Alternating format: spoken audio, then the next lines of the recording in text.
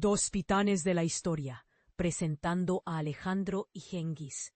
Hola a todos y bienvenidos al canal. Si os gusta explorar los secretos de la historia, os invito a acompañarme en este viaje. Hoy nos adentramos en un dilema que ha fascinado a generaciones.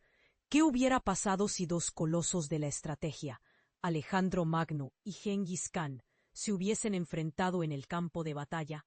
Imaginad por un momento un tablero de ajedrez, donde las piezas son imperios. Por un lado, Alejandro de Macedonia, el joven rey que con apenas 32 años conquistó desde Grecia hasta la India. Sus falanges avanzaban como un reloj perfecto, disciplinadas e implacables. Por otro, Genghis Khan, el líder nómada que unió a las tribus mongolas bajo un solo estandarte y forjó el imperio contiguo más extenso de la historia. Sus jinetes surcaban las estepas como tormentas vivientes. Separados por 15 siglos, ambos compartían un don único: transformar el caos en orden. Alejandro heredó el arte de la guerra de su padre, pero lo perfeccionó con ingenio táctico. Genghis, en cambio, surgió de la nada, creando tácticas de movilidad extrema que desconcertaban a sus enemigos. Si queréis descubrir cómo estos dos titanes moldearon el mundo con sus decisiones y cómo sus ejércitos podrían haberse medido en un hipotético encuentro, quedaos conmigo. Al final del viaje, no solo entenderéis sus estrategias, sino también por qué sus legados aún resuenan en nuestras fronteras, lenguas y culturas. Contexto histórico: imperios separados por siglos. Imaginemos dos mapas superpuestos, uno helenístico del siglo IV a.C., otro mongol del XIII después de Cristo. Entre ellos un abismo de 1500 años. Al oeste, el mundo fragmentado en ciudades-estado, que Alejandro unificó con espadas y diplomacia. Al este, las estepas infinitas donde Genghis Khan tejía alianzas con sangre y caballería. Dos realidades geográficas y temporales que nunca se tocaron. Hasta hoy en nuestra imaginación, el imperio de Alejandro fue un puente cultural. Tras conquistar Persia, fusionó tradiciones griegas con orientales, fundando ciudades como Alejandría, que brillaron como faros de conocimiento. Sus sucesores heredaron un mundo donde el arte, la filosofía y el comercio fluían desde el Mediterráneo hasta el Indo. Pero era un imperio frágil, dependía de su carisma. Y al morir joven, su legado se fracturó en reinos rivales. En contraste, el imperio mongol surgió de la necesidad pura. Las estepas áridas forjaron a jinetes que podían cabalgar días sin descanso, disparar flechas con precisión letal y sobrevivir con lo mínimo.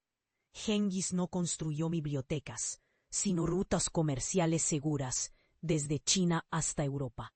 Su sistema de mensajería, el YAM, fue una red de comunicación más rápida que cualquier otra de su época. ¿Qué les separa además del tiempo? Alejandro heredó un ejército profesional de su padre, mientras Genghis creó el suyo desde cero.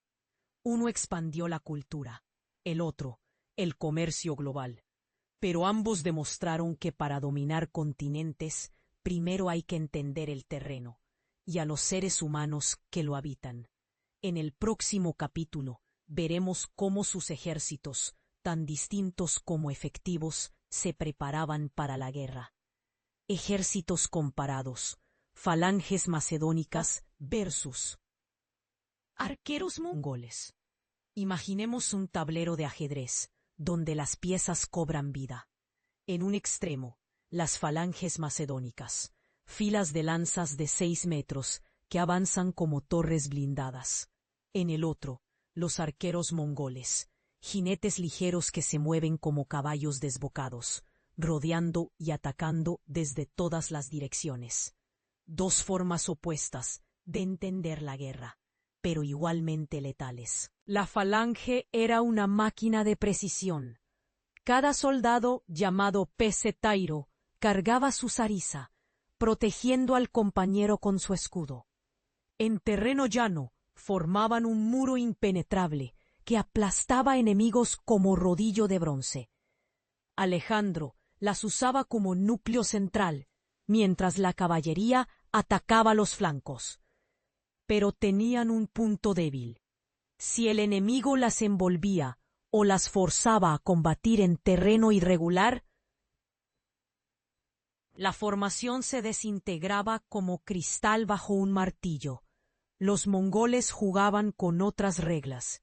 Sus arqueros a caballo podían disparar 12 flechas por minuto, incluso en retirada, usando el compuesto de cuerno y tendón que doblaba su alcance. No necesitaban choque frontal. Asediaban, fingían huida y contraatacaban cuando el rival se dispersaba. Como piezas de ajedrez móviles, controlaban el ritmo de la batalla. Además, su sistema de señales con banderas negras, los Zulde, permitía maniobras coordinadas sin una sola palabra. ¿Cómo interactuarían? En campo abierto, la falange avanzaría como peón gigante, pero los mongoles evitarían el contacto directo. Usarían tácticas de desgaste, flechas incendiarias contra escudos de madera, ataques falsos para agotar a las tropas acorazadas. Alejandro intentaría llevarlos a terreno estrecho, mientras Gengis explotaría su movilidad para convertir el campo en una trampa giratoria. Dos filosofías militares talladas por sus entornos, una nacida de colinas griegas donde el orden ganaba batallas, otra forjada en estepas donde la velocidad significaba supervivencia. En el próximo capítulo descubriremos cómo estas fuerzas se transformaban en tácticas geniales, ingenio heleno contra guerra relámpago mongol. Tácticas clave. Ingenio militar frente a guerra relámpago. La guerra no se gana solo con armas, sino con la mente. Alejandro y Gengis lo sabían, pero sus métodos fueron diametralmente opuestos. El macedonio era un maestro de la nábasis, avanzar rápido para sorprender, como en el asedio de Tiro, donde construyó un puente sobre el mar. Sus ingenieros creaban herramientas de asalto en tiempo récord, transformando el terreno en aliado. Cada batalla era un puzzle que resolvía con movimientos calculados, flanqueos con caballería pesada, distracciones con infantería ligera. Gengis, en cambio, prefería el nergue, la retirada fingida. Sus fuerzas atacaban en oleadas dispersas, desgastando al enemigo psicológicamente, antes del golpe final. Usaban inteligencia de manera brutal. Mercaderes y espías le detallaban cada debilidad del rival. En la invasión de Juarizim, quemaron cultivos para generar hambruna y desmoralización. Mientras Alejandro buscaba el choque decisivo, los mongoles evitaban la batalla frontal. ¿Qué pasaría si chocaran? Imaginen una partida de ajedrez, donde un jugador controla las piezas lentas y el otro todas son alfiles. Alejandro intentaría fijar a los mongoles en terreno estrecho, usando su falange como yunque. Gengis respondería con ataques simultáneos, arqueros hostigando los flancos. Caballería pesada, los Geshik en Isos. Alejandro enfrentó al ejército persa en un estrecho valle costero. Limitado por montañas y mar, eligió el terreno perfecto para neutralizar la superioridad numérica enemiga. Sus falanges contuvieron el centro persa, mientras la caballería compañera rompía el flanco izquierdo, como un jugador de ajedrez sacrificando un peón para abrir columnas. La victoria no fue por fuerza bruta, sino por convertir limitaciones geográficas en ventajas tácticas. Gengis, en juarismo, operó en escala continental. Cuando el Shah Muhammad dividió sus fuerzas en ciudades fortificadas, el Khan usó movilidad estratégica. Tomó una ciudad tras otra con máquinas de asedio chinas, mientras sus generales perseguían al enemigo como piezas de caza en un tablero infinito. La clave fue el control psicológico, sembrar pánico mediante rumores de ejércitos fantasmas y castigos ejemplares. ¿Qué nos enseñan estos enfrentamientos? Alejandro priorizaba el control espacial, como un maestro de Go ocupando territorios clave. Gengis dominaba el tiempo, aceleraba o ralentizaba campañas para desequilibrar rivales. En Isos, cada movimiento macedonio respondía a planes minuciosos. En Juarismo, los mongoles improvisaban manteniendo objetivos estratégicos claros. Si trasladáramos estas batallas a nuestro hipotético enfrentamiento, veríamos un duelo entre precisión y adaptación. Alejandro buscaría fijar a los mongoles entre montañas o ríos, replicando Isos. Gengis, recordando Juarismo, evitaría posiciones estáticas, usando vastas llanuras para desgastar al enemigo con incursiones relámpago.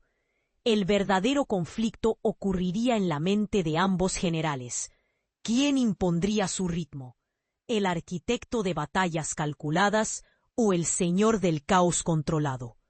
En el próximo capítulo, estos patrones chocarán definitivamente en nuestro campo de batalla imaginario. El enfrentamiento hipotético. ¿Quién ganaría? Imaginen al abuelo Ramón y su nieto Luis en el patio, dibujando mapas con tiza. Aquí colocaríamos a Alejandro, dice el niño señalando un cuadrado de hormigón. Y aquí a los mongoles, responde el abuelo marcando la tierra suelta del jardín. Entre ambos una pregunta. ¿Quién triunfaría? En terreno llano, la falange macedonia avanzaría como un tanque antiguo. Escudos entrelazados, zarizas apuntando al frente. Los mongolos, desde caballos ágiles, evitarían el choque directo. Lanzarían flechas con arcos compuestos, alcance de 300 metros, desgastando la formación.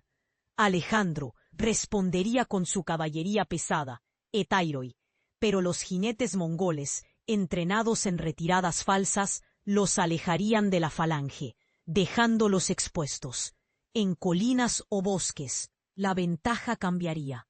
Los macedonios, lentos en espacios cerrados, sufrirían emboscadas.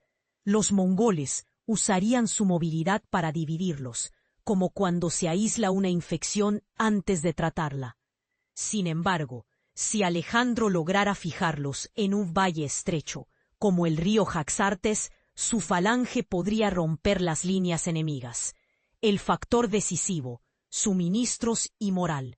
Los mongoles, maestros en guerra psicológica, cortarían las rutas de alimento macedonias. Alejandro, audaz, intentaría un ataque nocturno al campamento enemigo, pero Gengis, con espías infiltrados, anticiparía la jugada. La resistencia de cada ejército dependería de su líder. Alejandro en primera línea, inspirando valor. Gengis coordinando desde la retaguardia con señales de humo. Veredicto: en una batalla única, Alejandro podría imponerse con táctica brillante. En una campaña prolongada, los mongoles ganarían por desgaste y logística superior. Como explica el doctor a su paciente, no hay victoria absoluta, solo contextos donde un tratamiento funciona mejor.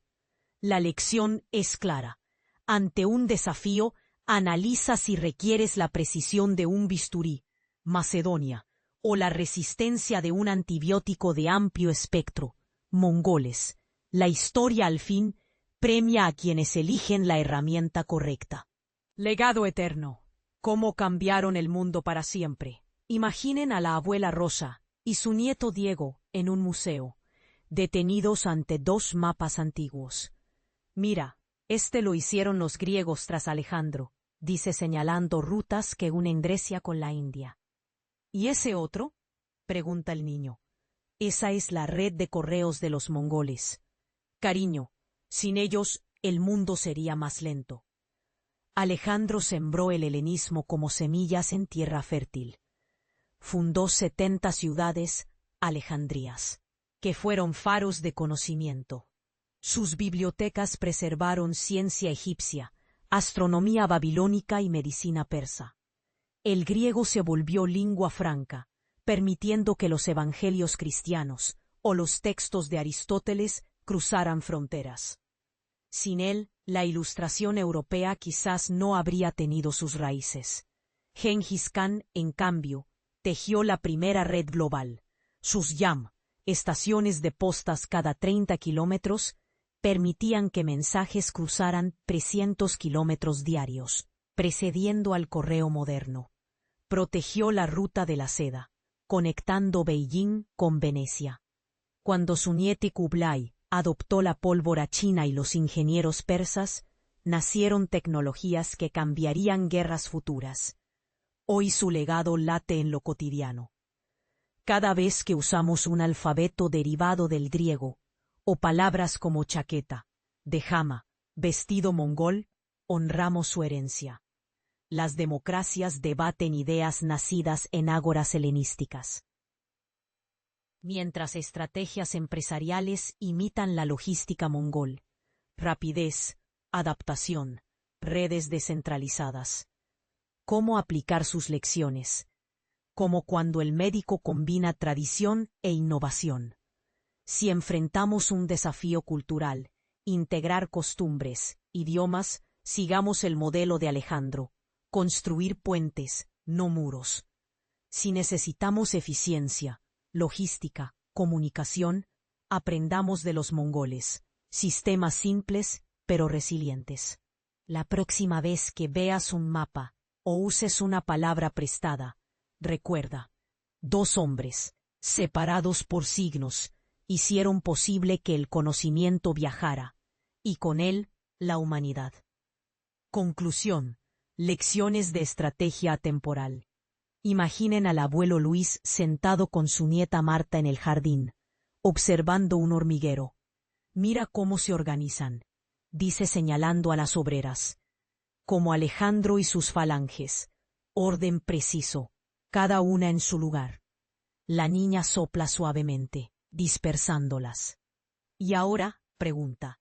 Así actuarían los mongoles, desorden controlado, adaptándose al caos. La lección es clara tras analizar a estos titanes. La estrategia perfecta no existe. Alejandro enseñó que incluso lo imposible, cruzar desiertos o escalar murallas, se logra con ingenio y cohesión. Gengis demostró que la paciencia y el movimiento constante erosionan cualquier fortaleza. 2 caras de una misma moneda. Adaptarse o morir. ¿Cómo aplicarlo hoy cuando enfrentes un problema?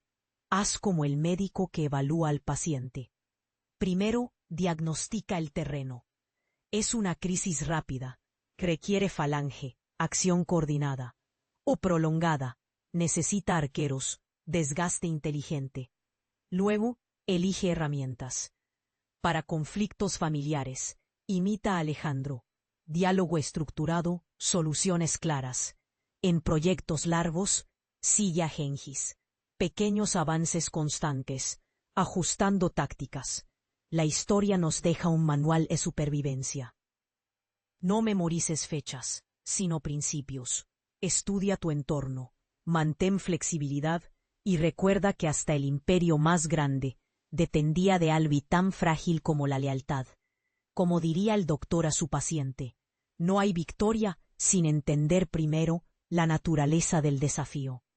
Herederos de estos gigantes, llevamos su legado en cada decisión que equilibra fuerza con sabiduría.